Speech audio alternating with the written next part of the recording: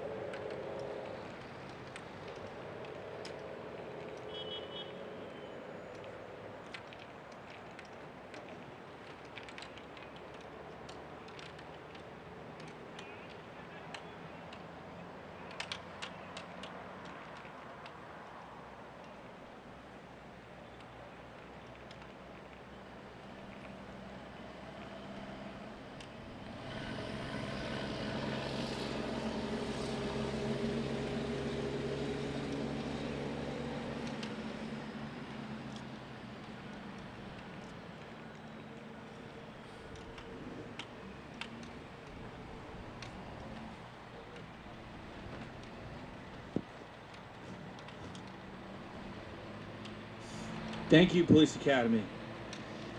The retiring of the colors is representative of our renewed spirits and symbolic of our resiliency as a nation. At this time, I would like to welcome State Representative Liz Hanbidge.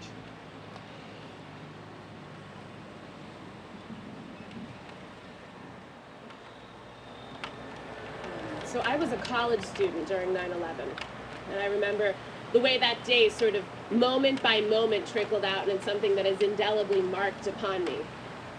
And as we usher in new generations of college students, we're reminded of the fact that they have lived in the shadow of 9/11, but they didn't experience that day. They didn't bear witness to the atrocities that we saw, and they didn't bear witness to the loss of lives.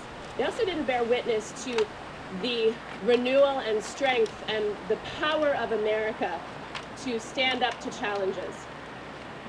And as we talk about 9/11, I think it's really important that we share the moment by moment effect of that day on the people around us, but also that moment by moment effect of the power of people, the power of our nation, the power of us to stand up in the face of terror, in the face of oppression, in the face of all of the ways that we were attacked that day.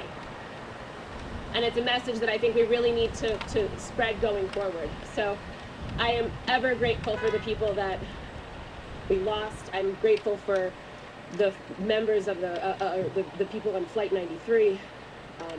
My aunt and uncle were by the towers on the day that they fell, and I remember what it was like not to be able to reach them.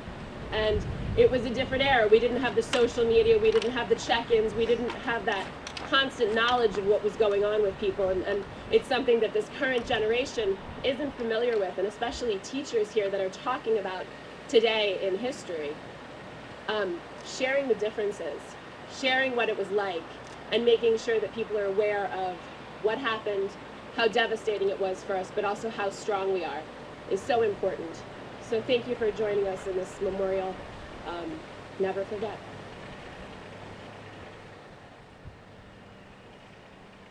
Thank you, Representative Hanbidge. At this time, I'd like to welcome Montgomery County College Board of Trustees Chair, Mr. Frank Custer.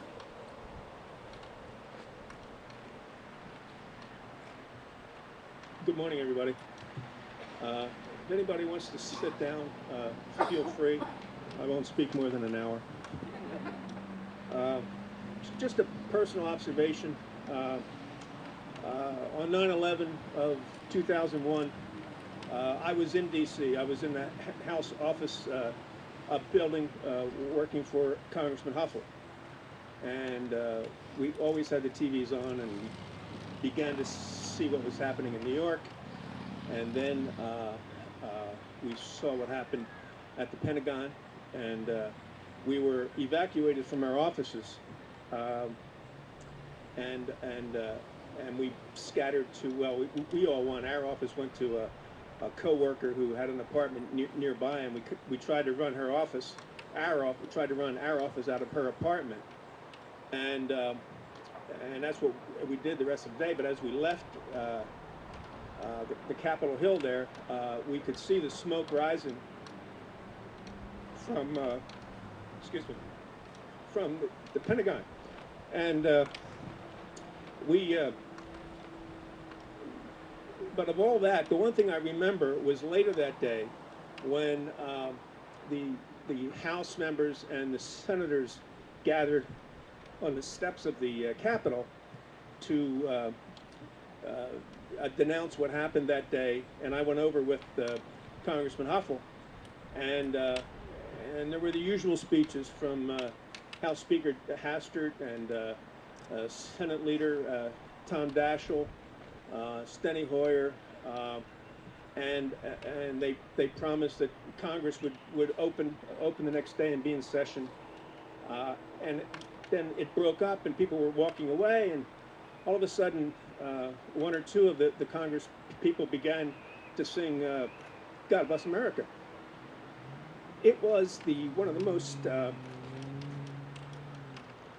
memorable moments of my life. But since then, And at that moment, I felt like our country was very unified and together. Since then, for a number of reasons, war and politics and things like that, we have grown apart. So if we're to take anything from today, remembering what happened, I hope that we can get some sort of a feeling of that unity that we had on that day or that evening, because it means so much. I mean, a lot of the vets who are in this resource center here and going to school here might not have been vets had it not been for 9/11 and the subsequent wars that we had, and ongoing wars. So so much changed that day, but there was this moment of unity that I hope we can all get back. Thank you. And I would just like to introduce Sean Kilkenny to say a few words as well. Thank you.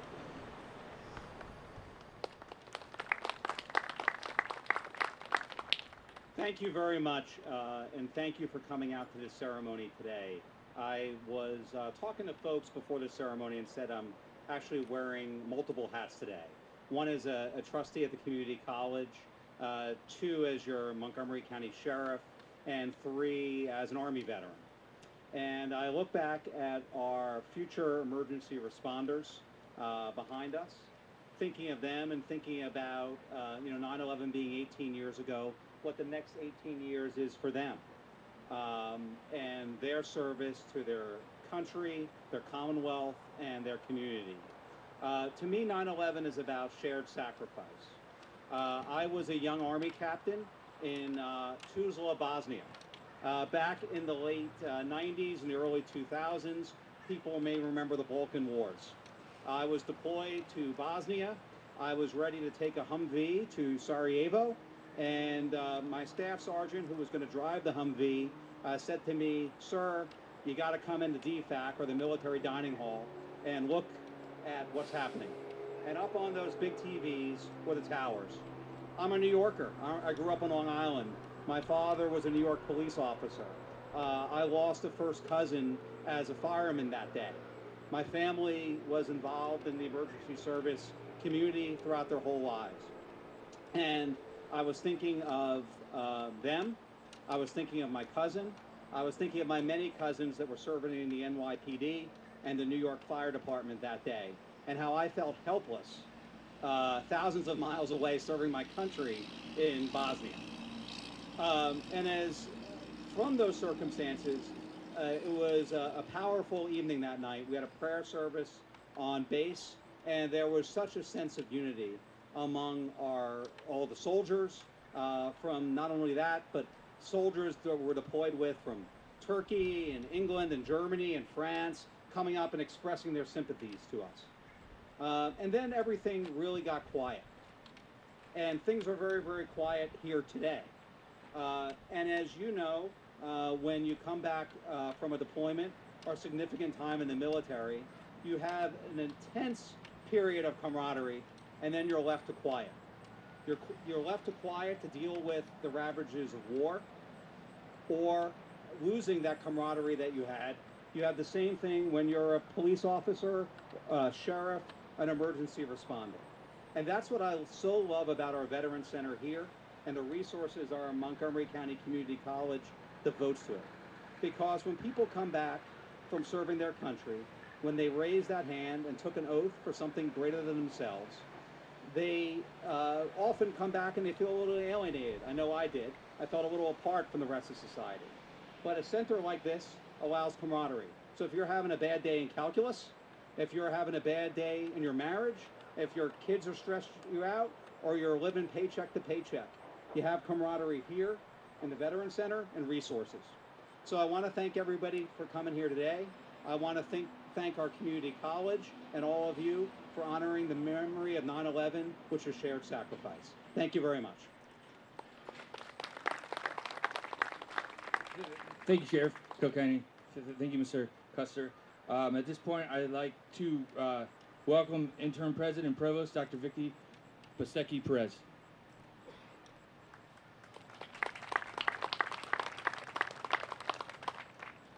Thank you, Matt. 18 years ago at 9/11, I was here on this campus. I remember it vividly as if it was yesterday. And I know in our country, we not only mourn today, 18 years later, but it lingers within our hearts, within our minds, and within our souls. Thousands perished that day, but I think something that I take away is the resiliency, is that sense of unity, of hope, of taking a horrific, unthinkable act, one that I never thought would happen in my lifetime, and seeing the unselfish, heroic, daily gestures and deep commitments of those in our communities, those throughout our country, and throughout the world. Today and every 9/11, I commit to remembering and honoring those who were lost, their families, and our everyday heroes, those in the military, our veterans, our police, our firefighters, our EMTs, and everyone in public service. These individuals make unwavering commitments and daily sacrifice to keep us safe and to protect our freedoms. I think President Barack Obama in 2011 sums it up best on the way that what I took away. Even the smallest acts of service, the simplest act of kindness, is a way to honor those we lost, a way to reclaim the spirit of unity that followed 9/11. I encourage everyone today to keep that in your heart every day, and that simple act will carry us forward in a united way. Thank you.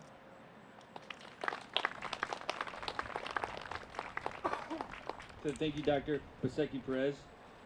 At this time, this concludes our event today. I want to thank you all for being here today, and I want to welcome you into the Veteran Resource Center here for some refreshments and coffee and some camaraderie if you'd like, if time permits. So thank you again for being here. Thank you, Police Academy. This was a great event, and we really appreciate your service. Thank you.